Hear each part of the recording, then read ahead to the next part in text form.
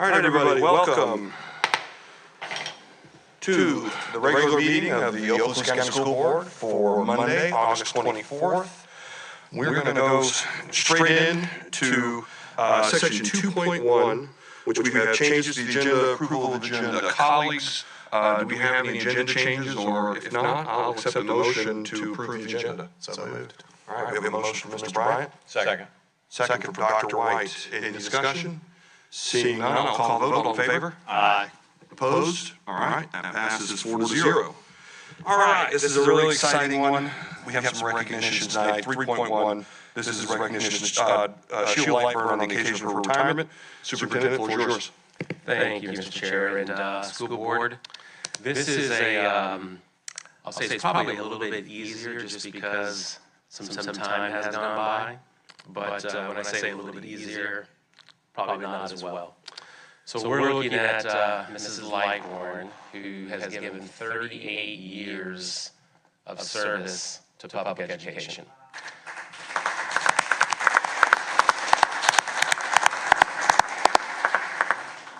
And I'll say on the personal side for a second, and I'll move to the professional side as well. Mrs. Lightburn and I, we worked side by side since 2012, and even going back before then, back in about 2005, worked together as well. So when you work in the school district, you have folks that you work with, and you come across those folks that are special. And Sheila is one of those individuals. And she is someone who fiercely fights for students, fiercely fights for her administrators, and fiercely fights for her teachers and staff. And I use the word fiercely in the most positive of ways. And Ms. Lightburn, the absolute consummate professional. Now, she will say to some folks that she's a little closer with, she'll let you know where she's from. And those of you who understand that, that's something that's endearing at the same time. You talk about someone who is willing to roll their sleeves up and get to work and get the job done. When you're in academic and student services, there's so many things that come at you.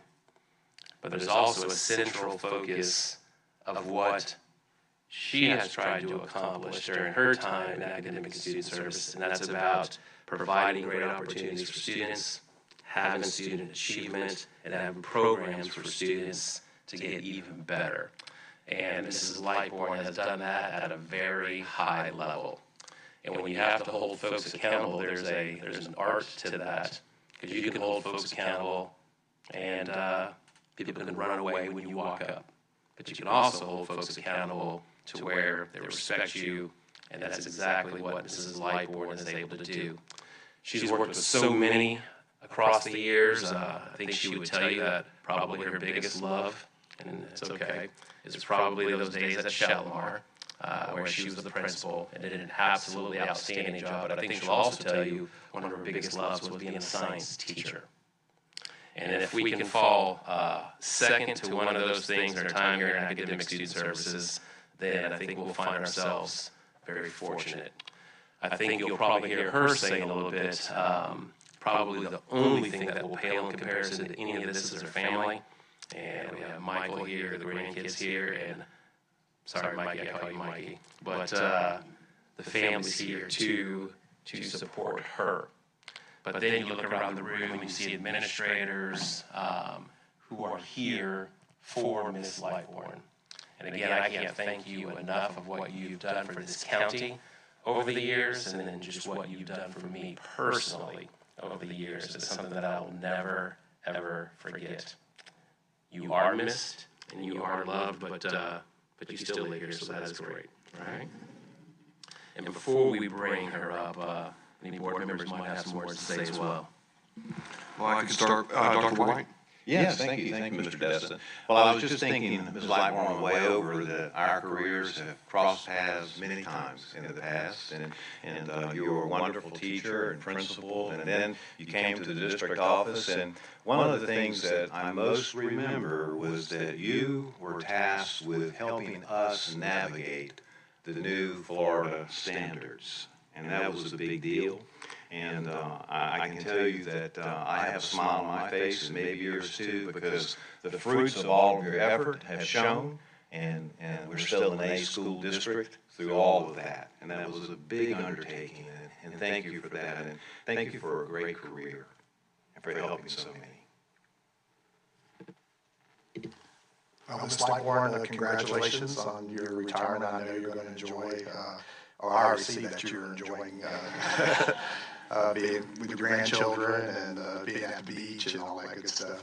I'll just echo what Dr. White said. Not being an educator and coming into this position, being able to reach out to people who have that knowledge and help us navigate through the standards and all, I just appreciate any time that I needed to call you. You were always there to answer, and if you did, you called me back within minutes and always explained things to me that helped me better understand, the direction that we were going. And I just know that talking to people who know you, just the amount of respect that they have says a lot for your character and all that you've done to make a difference in the school district. And I will just say, from my personal point of view, I really appreciate all that you did to help me navigate being a school board member, so thank you. Ms. Lightbourne, I've only been on the board for about 18 months, but my mother was an educator for 33 years. I just will remark on, she was 33 years, you were 38. There is a special place for people that put forth perhaps the one life that we get and the one professional life that we get to the service of our community's children, students, and frankly, the greatest investment we can make in our communities, which is people who will be the future leaders of tomorrow. It's not for fame, it's not for fortune, it's for service and the cup that's filled by the service of others. It takes a lot of special people to do this job, and they tend to be kind of rare against the regular background population of people. Educators are really, really special people, and I wanted to just tell you thank you. 38 years is a long time for the service of this community, and I'm deeply thankful. Enjoy your retirement. Lightbourne, I've only been here 2 years, but when I came on, everyone said, you need an answer, go to you. And they were correct. So I appreciate your guidance over the last 2 years. If I had any question of curriculum or student services, you were there and you answered everything, and I really do appreciate it. I didn't know your whole history, that you were a science teacher till tonight, and then you came on. And I see a trend of that in this district, which is great. It brings a lot of perspective to your job. But thank you for the professionalism and getting to know you over the last 2 years. Good luck in retirement. All right.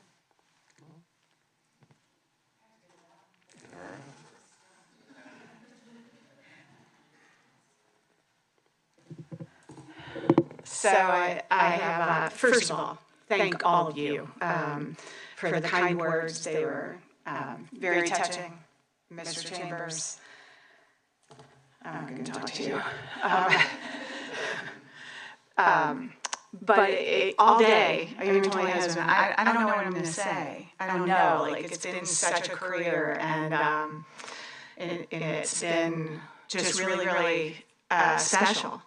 I want people in this community to understand that all of you and me, during the time I was an administrator, from a teacher to a specialist. Mr. Chambers and I were specialists together. Dr. White taught me my master's courses so I could become an administrator. So there's lots of little connections here, but I don't think any of us do it for the fame, and definitely not for the money. And some of the battering that some of us have been taking is a lot, you know. I think that I think a lot about everything that's been going on lately, and I hope you all stand strong in your beliefs, because I know you have very strong beliefs, and only have this district, the teachers, the students, and the administrators in your hearts. And so I leave with saying, I wish you all the best of luck. I'm here. I'm a phone call away. I can't come into the schools because you know that's a rule, but which is crazy. But I miss the camaraderie of everyone. But I sure am happy going to the beach when I want to go to the beach. So, and to the administrators here, you know.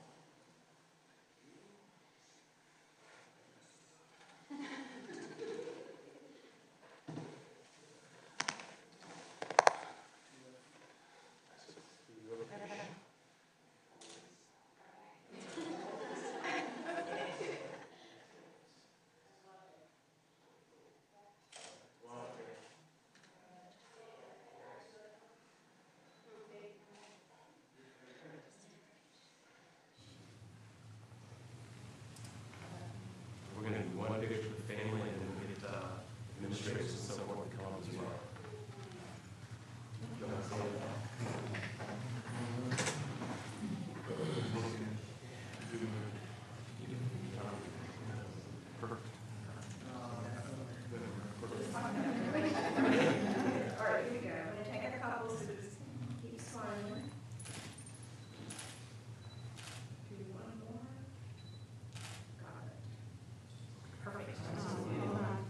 Come on, guys. Expeditiously. Come on.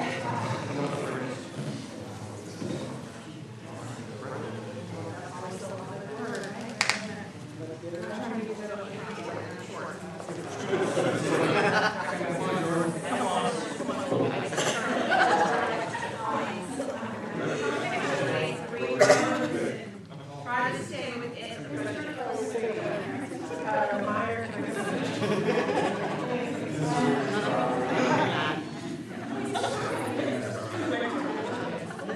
Okay, I'm gonna do a couple here and then I'm gonna continue on the talk. Okay, ready? Does everybody keep smiling?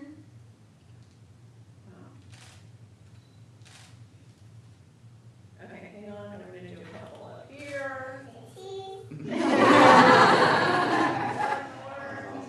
Oh, I'm getting it. All right, one more.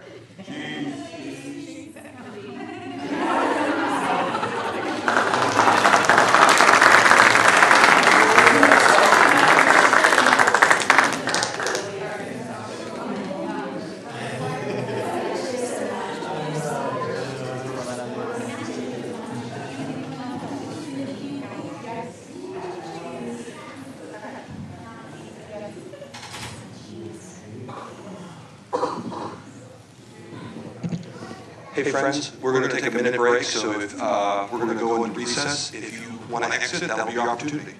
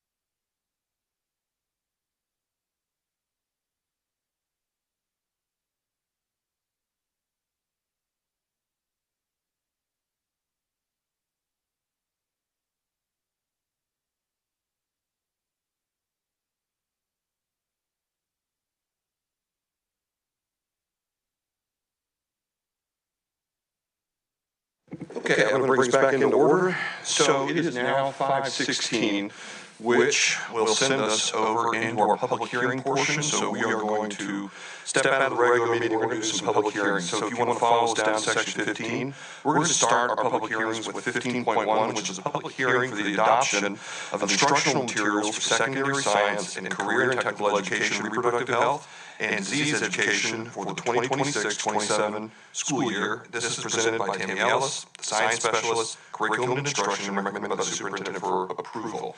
As this is a public hearing, there is an opportunity for public comment. So I'm going to open it up. If there's any members of the public who would like to speak on 15.1, please come on up to the podium. You'll have your opportunity. Okay, seeing no members of the public, I'm going to close public comment on 15.1. And colleagues, if I may have a motion and a second. So moved. All right, I have a motion from Mr. Bryant. Second. All right, a second from Mr. Heinley. Do we have any discussion from the board? Okay, I don't see any, so we're going to move to the vote. So all in favor, say aye. Aye. Aye. Opposed? Okay, that one passes 4-0. Shifting over to 15.2, we have a public hearing for the revision of the school board policy 0121 wellness policy. This is presented by Sarah Cato, risk management director, and recommended by the superintendent for approval. As this is a public hearing, we allow any members of the public who would like to speak on 15.2 to come ahead. If there are none, I'm going to go ahead and close public comment for 15.2. Colleagues, may I have a motion and a second? Move it. All right, motion from Dr. White. Second. Second from Mr. Bryant. Any further discussion from the board? Seeing none, I'll call the vote. All in favor? Aye. Opposed? All right, that passes 4-0. 15.3 is a public hearing for the revision of school board policy 0425, administering medicines to students, and this is presented by Terry Schroeder, the program director of student services, and recommended by the superintendent for approval. As this is a public hearing, we will have public comment, so any member of the public who wishes to speak on 15.3, come on up. Seeing no members of the public, we're going to go ahead and close public comment on 15.3. Colleagues, may I have a motion and a second? So moved. All right, we have a motion from Mr. Heinley. Second. Second from Mr. Bryant. Any further discussion from the board? Just one quick question to the attorney. I believe this is a change in the law. That's why the policy is changing. Is that correct? EpiPens and the changes of that. Okay. Colleagues, anything further? All right, seeing none, I'm going to go ahead and call for the vote. All in favor? Aye. Opposed? Passes 4-0. All right, 15.4, this is a public hearing for the revision of school board policy 0503, directory information, presented by John Spolsky, Assistant Superintendent, MIS Community Relations, and recommended by the superintendent for approval. As this is a public hearing, the public will have an opportunity to give comment if they would like. Now is your time. Please approach the podium. Seeing no members of the public wishing to make public comment, I'm going to go ahead and close public comment for 15.4, and we're going to move over to a motion in a second. Colleagues? I'll make a motion. All right, Mr. Bryant made a motion. Second. Dr. White made a second. Any further discussion from the board? Seeing none, I'll call the vote. All in favor? Aye. Opposed? Passes 4-0. All right, that concludes all the public hearings for this evening. So we will shift back. Give me just a moment. All right, we are now going to return back into our regular meeting where we left off on 3. Number 4 is administrative personnel appointments, which we don't have any tonight. We have section 5, public comments on agenda items only, 5.1. Ms. McGowan, do we have any blue cards? Okay, 1, 2, 3, okay.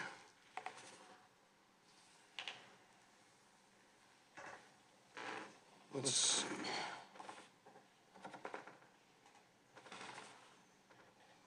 Okay. Ms. Marion, I have your card first. This is on agenda item number 2. Would you like to come on up? I'm just seeing 2. Ms. Marion?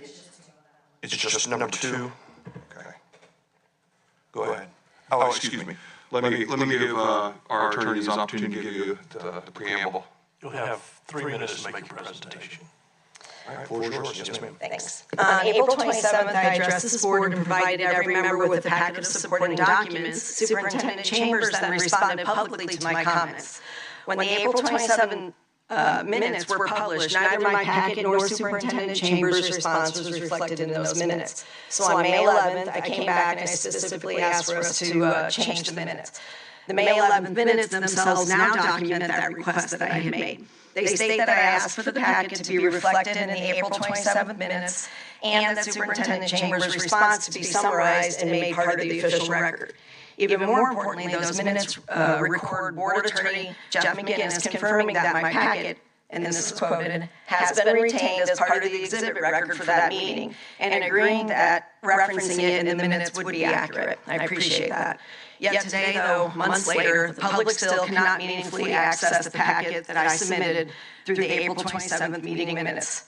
There is no hyperlink to it while there is on everything else. And there's no scanned copy alongside the other public accessible meeting minutes either.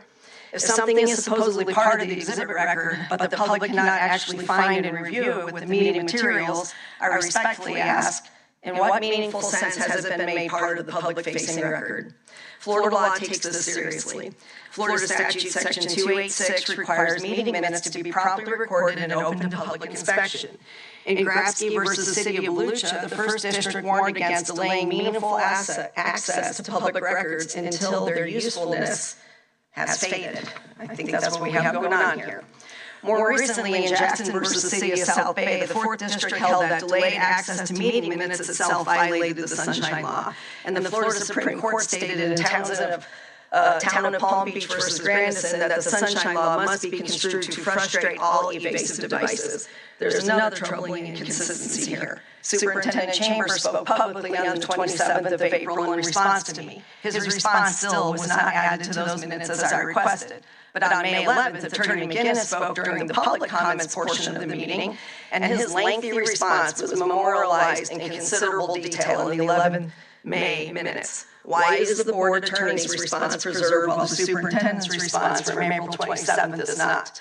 I am asking the board tonight to do 3 simple things. Correct the April 27th minutes yet again, make my April 27th exhibit packet electronically accessible via the hyperlink like all other exhibits, and apply one consistent standard when documenting substantive responses made by district officials during public meetings. Transparency is not accomplished merely by saying a record exists somewhere.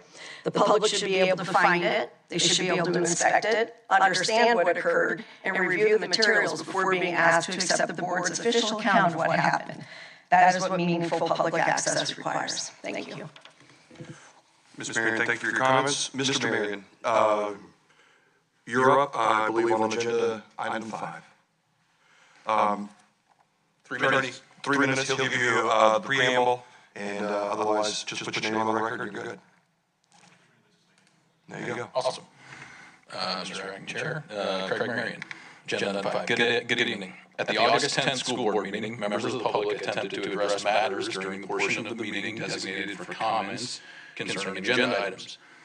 The chair stopped that speech saying, "That's not on tonight's agenda." That's inconsistent with how this board has previously administered public comments. On April 27th, May 11th, and countless other meetings, members of the public, including my wife and me, were permitted to address agenda items, subject matter to the agenda item subject matter before the board during the comment period. But there's an even more fundamental problem.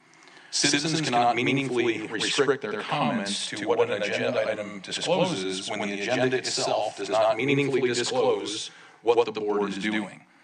Personnel matters are frequently identified only by employee numbers. Significant actions may therefore be impossible for the public to connect to a particular employee or controversy. For example, on July 14, 2025, the board voted to retain outside counsel under a generic attorney business item and described it as employment law-related matters, even though the firm was being retained for an independent investigation arising from a Florida Department of Education complaint. Florida Statute 286.0114 says, members of the public shall be given reasonable opportunity to be heard on a proposition before the board. That right becomes hollow if citizens are told they may not They may only speak about agenda items, while the information necessary to understand those items is obscured, withheld, or added at the last minute, as was the July 14th, 2025, when meaningful advance participation is impossible. There's also a constitutional issue.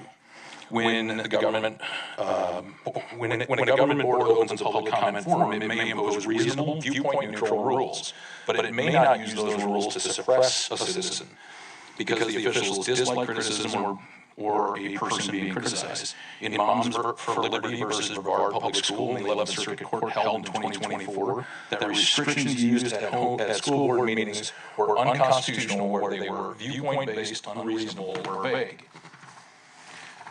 The court emphasized that school board meetings may be the primary means for citizens to communicate with their local leaders. And in McDonough versus Garcia, the 11th Circuit Court held those restrictions in a limited public forum must be reasonable and may not discriminate based on viewpoint. I experienced this personally on May 11th. The chair, Linda Demchek, attempted to stop me from discussing the conduct of educators. Sir, you intervened. I appreciate that. And ultimately was allowed to continue. But this is an isolated incident. Citizens have repeatedly come before this board to raise serious concerns involving election officials and public employees only to encounter changing rules and restrictions on what must be said, when it may be said, who they can criticize. The First Amendment protects not only freedom of speech, it expressly protects the right of the people to petition the government for redress of grievances. Mr. Mayor, thank you for your comments. Ms. Marion, I believe you have an item for 11.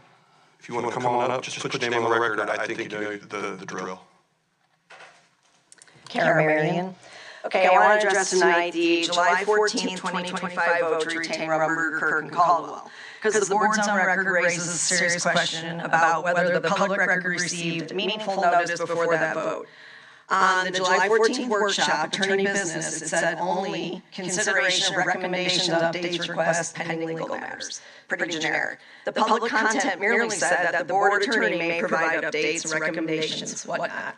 Then at the regular meeting that night, so a couple hours later, the chair, at the time, Lamar White, announced there were no changes to the agenda. This is memorialized on the videos. Yet under the same generic attorney business heading, the board voted to retain Rumberger, Kirk, and Caldwell. Very different, and it was added sometime during that day. But this was not simply routine employment law advice. We all know the firm was being retained to conduct an independent investigation arising from a complaint that was forwarded by the OIG. The retainer is identified as Exhibit 25-111, yet the exhibit was not made available while the public-facing agenda materials for citizens to review before the vote was taken. So the public was given neither the real subject of the proposed action nor meaningful access to the document the board was voting to authorize. Mr. McGinnis stated this past May 11th that confidentiality surrounding the complaint justified that process. But confidentiality of investigative material is not the same thing as exemption from Sunshine Law. Florida Attorney General Opinion 91-75 addressed this precise school board issue. It explains that even when a complaint and investigative materials are confidential under the school employee record law, that public records exemption does not itself exempt a school board meeting from Section 286 of the Sunshine Law. A sunshine exemption must be separately and expressly provided.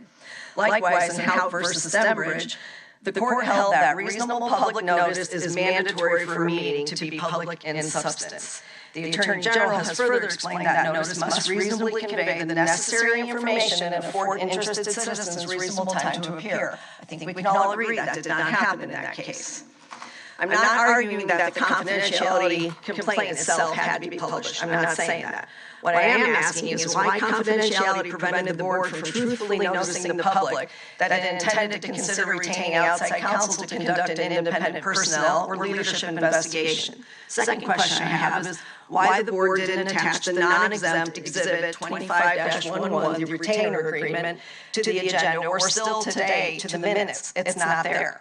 Thus denying the public of any meaningful access to these documents and matters prior to the board voting. Calling that action merely employment law-related matters while voting under generic attorney's business heading deprived the citizens of the information necessary to know what significant public business was actually before the elected board that night, their elected board.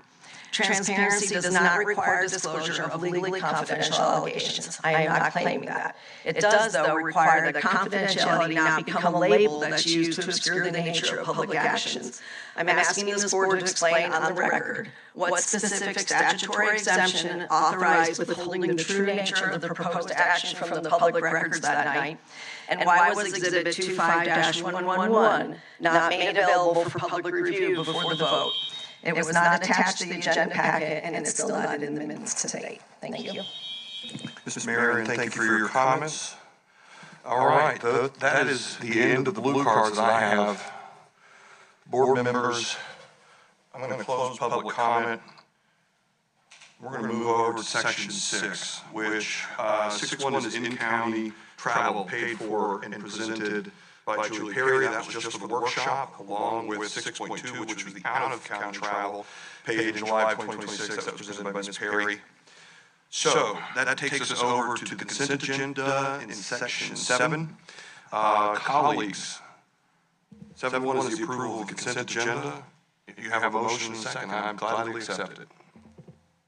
I'll move it. All right, we have a motion from Dr. White. I'll second. Second from Mr. Heinley. Do we have any discussion? Seeing none, I'll call the vote. All in favor? Aye. Opposed? All right. All of section 7 is adopted. 4-0. All right, guys, let's scroll on down. Section 8. This is the superintendent's human resources recommendations. 8.1 is information only. That was employees on administrative leave. 8.2 is also information only. This is the deferred retirement option program. 8.3 is an action item. This is an outfield report for the 26-27 school year presented by Sharon Duran and recommended by the superintendent for approval. Colleagues, may I have a motion? So moved. Motion from Mr. Heinley, second from Mr. Bryant. I don't know how that happened. It's just so blank for a moment. Any further, yeah, all these numbers don't have me. Any further discussion? Seeing none, I'll call the vote. All in favor? Aye. Opposed? Passes 4-0. All right, 8.4, personnel recommendations presented by Ms. Maxey and recommended by the superintendent for approval. May I have a motion? So moved. Motion by Mr. Bryant, Second. second by Mr. Heinley. Any further discussion? Seeing none, I will call for the vote. All in favor? Aye. Opposed? Passes 4-0. 8.5, employee transfers presented by Lindsay Maxey and recommended by the superintendent for approval. Colleagues, may I have a motion? So moved. All right, Mr. Heinley with the motion. Second. Second from Mr. Bryant. All in favor? Aye. Opposed? Passes 4-0. All right, 8.6, reinstatement reimbursement of sick leave due to a line of duty illness, injury, medical examination presented by Ms. Maxey and recommended by the superintendent for approval. May I have a motion? So moved. Second. Mr. Heinley had the motion. Mr. Bryant, you had the second. Any further discussion? Seeing none, all in favor? Aye. Opposed? Passes 4-0. 8.7, leave without pay presented by Ms. Maxey and recommended by the superintendent for approval. May I have a motion? So moved. Mr. Bryant with the motion. Second. Dr. White with the second. Any further discussion with the board? Seeing none, I'll call the vote. All in favor? Aye. Opposed? Passes 4-0. 8.8, employment separation presented by Ms. Maxey and recommended by the superintendent for approval. May I have a motion? So moved. All right, Mr. Bryant with the motion. Second. Second, I think, was Mr. Heinley. Third was Mr. White. Any further discussion from the board? Seeing none, all in favor? Aye. Opposed? Passes 4-0. 8.9 is a request that the board refer the request to appeal the suspension by employee EID number 1149114 to the State of Florida Division of Administrative Hearings to conduct the appeals hearing. This is presented by Ms. Maxey and recommended by the superintendent for approval. May I have a motion? So moved. All right, Mr. Heinley with the motion. Second. Mr. Bryant with the second. Any further discussion from the board? Seeing none, I'll call the vote. All in favor? Aye. Opposed? Passes 4-0. Number 9, we didn't have any discussion agenda items pulled today.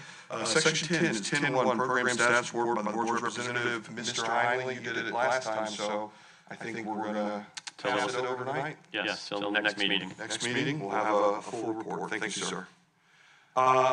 11 is attorney's business. 11.1 is general attorney's business. Yes, sir. Mr. Chairman, I have an item under 11.2 tonight. If I may move to there. We've completed the review of the board's policy 04-43, which is entitled Prohibition of Bullying and Harassment. Also reviewed the relevant statutes, State Board of Education rules, and the Florida Department of Education model policy in regard to that. Florida Statute Section 1006.147, subparen 4, sets out the 14 required elements for a school board's policy addressing bullying and harassment. The current board policy includes either general policy provisions and/or sections for each of those 14 elements. The Department of Education model rules as well contains 14 main sections to address each of the statutory elements. The current school board policy has corresponding general policy provisions and/or sections that address each of the 14 element categories. Following review of all of that, we are recommending that certain amendments be made to this policy to revise certain elements of the policy to expand current language, to include additional provisions, or more specifically to expand on the current policy language with additional details. We've also updated the list of authorized educational programs or activities provided through the district that address bullying issues and prevention. That listing appears in that policy, and it has been updated with new programs that have been added. The process for the adoption of this amended policy will be that it will come back to the school board at the next meeting with a request to authorize advertising of a public hearing. The red line policy will be part of that agenda. A notice of rulemaking has already run, so the process is underway. That policy language and document is available from Mary McGowan in the school board office for anyone that would like to have a copy of that. Then the second board meeting will be to actually conduct the public hearing. And that's the time when the public will have a chance like tonight to address the proposed policy amendments, and then we would ask the board to consider adoption at that meeting. As part of the review of the policy, I know there had been a question raised about the Hope Scholarship Program and whether that was implemented or not implemented because it was not referenced in this specific policy. I have talked to district staff and discuss the current practices relating to the training and the procedures that are being used to implement the Hope Scholarship Program. That program is under Florida Statute 1002.40. I've been informed that the district staff have been annually providing training to school administrators who are involved in student discipline regarding the Hope Scholarship Program and the requirements to inform parents and how to provide necessary forms to parents. This has apparently been conducted regularly for a number of years. We know at least back to 2021 and maybe even before then. So the schools have been instructed on the Hope Scholarship Program. They've been provided training on how to notify parents, how to code that into the systems. And so even though there's not currently the reference in this policy, it is my understanding that the Hope Scholarship Program is being administered by the district, and parents are given information regarding that. Our policy, in that section where that notice will now appear, did already have a notice under the federal law that required that in the event that an incident of bullying resulted in criminal charges, then parents were to be notified of how they could access it was called the Unsafe School Choice Option, and that is something that principals under the policy have been required to give parents that information. And so that notice for that particular kind of notice was in our policy.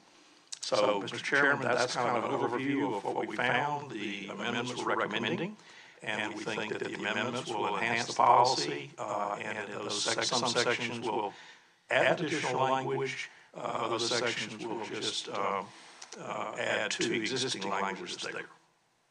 Thank you for that report, Mr. Guinness. Colleagues, any further questions? We had a bit of a discussion this morning, but if you have anything else you wanted to ask? I do. Yes, sir.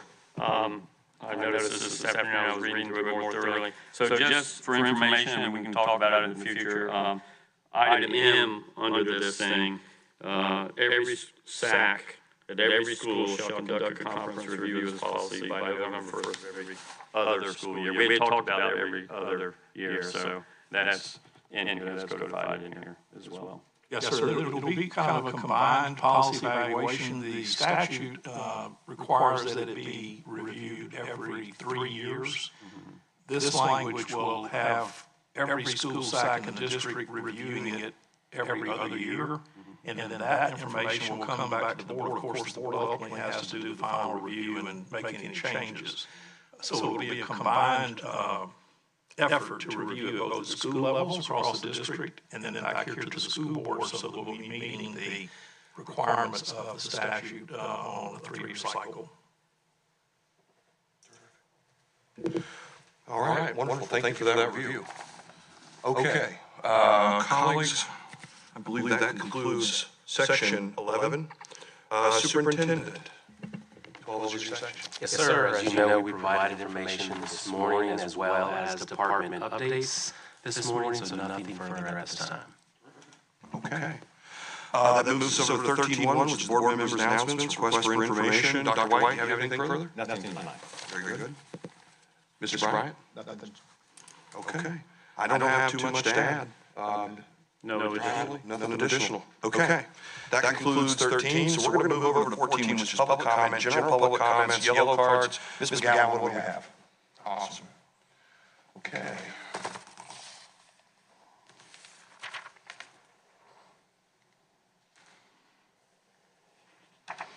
All right. I believe this is Dr. McCarran. Am I saying that correctly?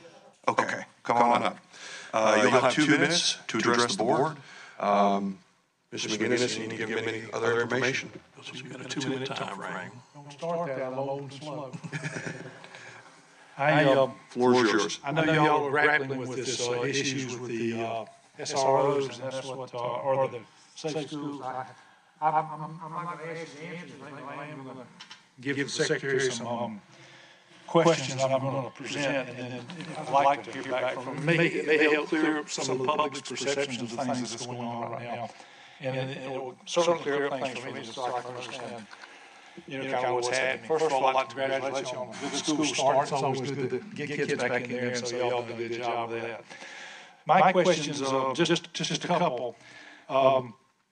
Does the legislature of the state of Florida provide funding to the OCSD that covers the entire cost of the implementation of Florida Statute 1006.12, which is the safe school officers in Okaloosa County? Is that funding available? If not, what is the OSCD internal source of funding to fulfill its statutory responsibility for safety officers in each school? And for what length of time has inadequate funding been in existence, and this internal fund been utilized? Has the OCSD ever requested a request for proposals for the implementation of school-based school safety officers or school security guards as an option other than school resource officers as allowed by statute for a county school district to fulfill its obligations in Statute 1006? If not, has the superintendent of schools made a recommendation to the board to submit any other option rather than school resource officers? Question number 2.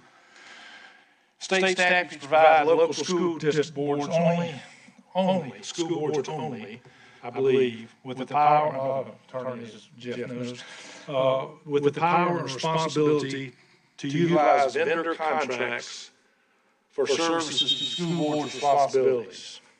Statute 1006 provides school boards 4 options for safe school implementation, 2 of which are law enforcement and 2 of which require the approval of the sheriff. Do you know of any other contract statute legislation that requires the singular approval of a county elected official over the approval of the elected governing body that has been given authority statutorily to enter the contract? Is there now, or has there been any consideration of the possible ambiguity this presents? Thank you. Yes, sir. Appreciate your comments. Yes, sir. And we'll talk.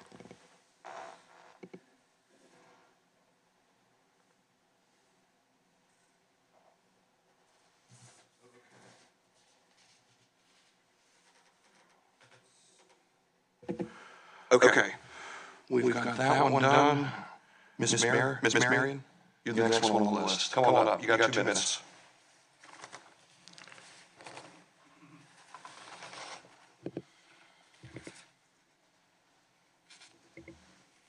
All right, good evening again. I want to connect the concerns I have raised about agendas and minutes to a concrete example showing why accurate public records matter. In the investigation done by outside counsel by Rumberger, specifically Attorney Nicole Smith's investigation concerning Assistant Principal Victor Mann, Smith specifically noted that Mann was moved from Fort Walton Beach High School, I think, to Choctaw in April of that year. But she notes also that the board agenda and minutes did not reflect the move at the time that it occurred. Instead, the request for approval of transfer appeared months later with the district's normal summertime administrative moves. That matters. If a citizen, journalist, board member, investigator, state, or federal agency, such as the DOJ, later reconstructs or attempts to what happened, they reasonably rely upon the contemporaneous agendas, minutes, exhibits, and other official records. If a significant personnel action is absent when it actually occurs and appears months later among routine transfers, the public record can create a materially different impression of the chronology. This is exactly why my number one concern about the April 27th minutes were raised. Number two, my missing exhibit packet is being raised. And number three, the July 14th, 2025 outside council vote are not technicalities. Minutes and agendas are not simply paperwork. They become the historical record used to determine what the board knew, when it knew it, what action occurred, and what the public was told. Florida Sunshine Law requires minutes of public meetings to be promptly recorded and open to that inspection. The Mann investigation demonstrates the practical consequences when the official record does not clearly reflect events as they occurred. If the April transfer had been accurately and contemporaneously reflected, the investigator would have known. So I'm asking the board and the superintendent why that did not occur accordingly. Thank you. Ms. Marion, thank you for your comments. Mr. Marion, you're next.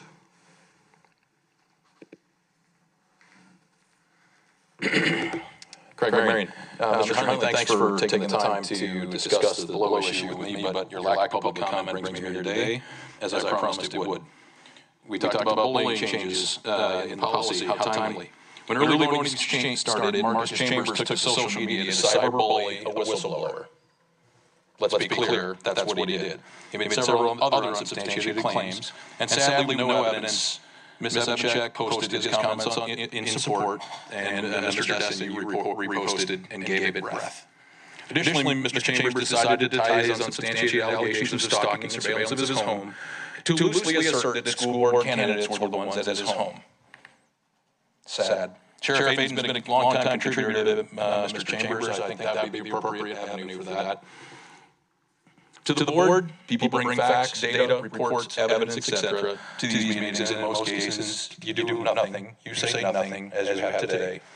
Yet the man you're charged to oversee makes unsubstantiated allegations, cyberbullies a whistleblower, calls citizens doing their civic duties, and of holding elected officials accountable a political hit job, and you do nothing. You all failed to seize a great opportunity to publicly address cyberbullying. The culture of an organization is set by leadership. You can't alibi bullying as a problem of a few bad kids when the superintendent publicly cyberbullies. And sadly, you all do nothing about it. How can Marcus Chambers support disciplinary action against a student when he himself is a cyberbully? Now all board members who have failed to make public comments that Mr. Chambers was out of line are now accountable for turning a blind eye on bullying. And none of you have a leg to stand on assignment policy next month, or next board meeting. You failed, you had a great opportunity, the one person you're charged to oversee, and you failed. Mr. Marion, thank you for your comments. Okay, Mr. Buckman, come on up. So here's a little procedural thing that we gotta straighten out. So you've given me 2 cards. Everybody gets one, so everybody gets 1 2-minute opportunity. So if you want to pick one topic to speak on, or if you want to cram both, you'll have your 2 minutes. I'll pick security. Perfect. The floor is yours. You can talk about anything you want. You got 2 minutes. Good evening, everybody. I'm Jerry Buckman, and as a disclaimer, I'm a candidate runner for school board. My address is on file. I want to share with you tonight, for the public record, the conversation I had with Sheriff Aiden on safety and security. Being a career military man that has been in high-risk environments, I'm very attuned to safety and security.